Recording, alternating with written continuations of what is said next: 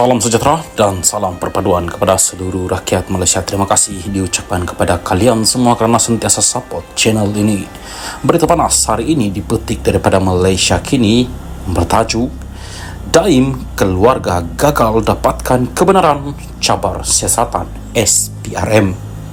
Berita penuh, bekas Menteri Kewangan Daim Zainuddin dan keluarganya gagal mendapatkan kebenaran mahkamah untuk meneruskan semakan kehakiman mereka terhadap siasatan SPRM ke atas mereka. Hakim Wan Ahmad Farid Wan Saleh petang tadi menolak permohonan kebenaran semakan kehakiman tersebut. Dengan keputusan itu, Mahkamah Tinggi Kuala Lumpur tidak lagi akan meneruskan perbicaraan mengenai merit tindakan undang-undang tersebut.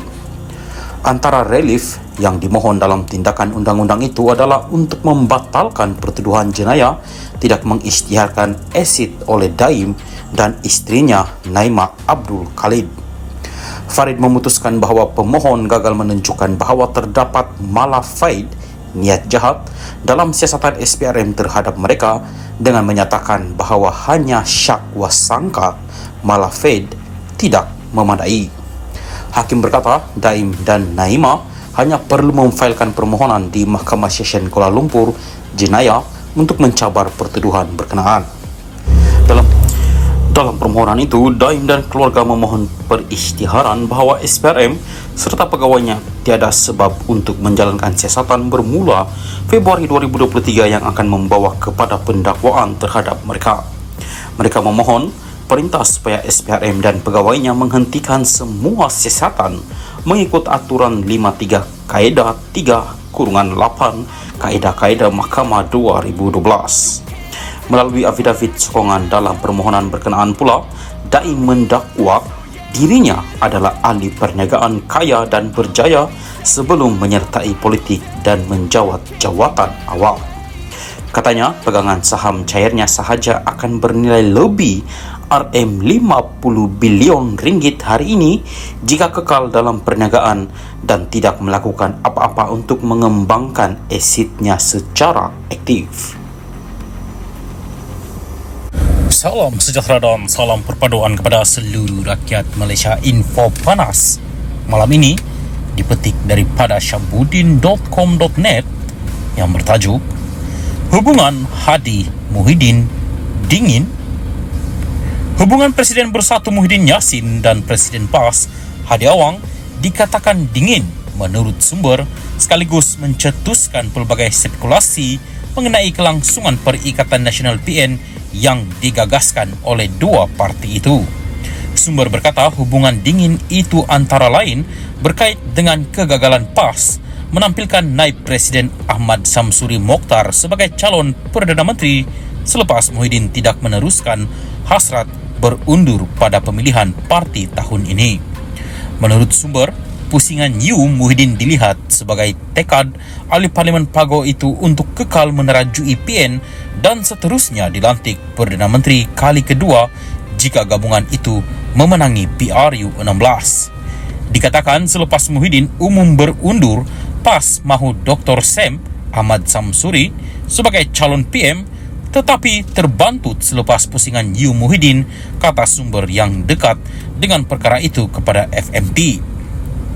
Pada Perhimpunan Agung Tahunan Bersatu November lalu, bekas Perdana Menteri itu mengumumkan tidak akan mempertahankan jawatan Presiden Parti tetapi kurang 24 jam mengubah pendirian selepas diyakinkan istrinya Nur Aini Abdul Rahman untuk tidak mengecewakan ahli memerlukannya.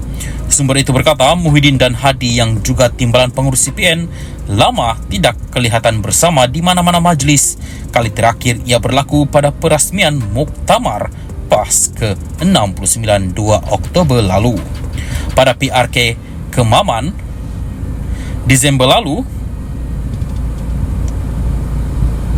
Muhyiddin dan Hadi dijadwalkan berkongsi pentas pada ceramah kempen Kemuncak, namun hanya kelibat Hadi hadir manakala Bersatu diwakili Naib Presiden Razi Jaidin. Mereka Muhyiddin Hadi telah lama tidak bertemu, kata sumber itu. Menurut satu lagi sumber rapat PN, Hadi juga sudah lama tidak lagi hadir ke mesyuarat pimpinan PN, sebaliknya diwakili timbalan Presiden Tuan Ibrahim Tuan Man. Walaupun ketidakhadiran Hadi tidak mengganggu perjalanan komponen PN, namun ia memberi mesej mengenai hubungan mereka, kata sumber itu. Menurut beliau, keadaan itu mirip dengan situasi Muafakat Nasional MN yang diasaskan oleh UMNO PAS apabila Hadi tidak lagi menghadiri mesyuarat, sebaliknya mewakilkan Tuan Ibrahim susulan hubungan yang semakin renggang antara dua parti itu. MN mati langkah apabila dua parti itu berbelah susulan keengganan UMNO menerima pernyataan bersatu dalam gagasan itu. MN mula runtuh bila Hadi tidak lagi datang mesyuarat. Semua wakil kepada Tuan Ibrahim, beliau dan Presiden UMNO Zahid Hamidi pun dah lama tak jumpa waktu itu menjelang penubuhan PN, kata sumber itu. Menurut beliau, sudah ada tanda-tanda keadaan itu kini berulang dalam konteks hubungan Hadi Muhyiddin dan masa depan PN sendiri. Jika PN berkubur seperti MN, sumber itu berkata hala tuju Hadi sememangnya boleh memberi kesan besar kepada politik dan pentadbiran pada masa depan dengan PAS memiliki kerusi parlimen tertinggi iaitu 43 diikuti DAP dengan 40 kerusi.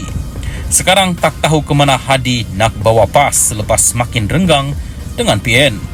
Bagi sekutu PMX, Anwar Ibrahim, ini peluang sebab itu ada titik lemah dalam PN, katanya. Menurut sumber itu, kalangan dalam PAS juga melihat bersatu semakin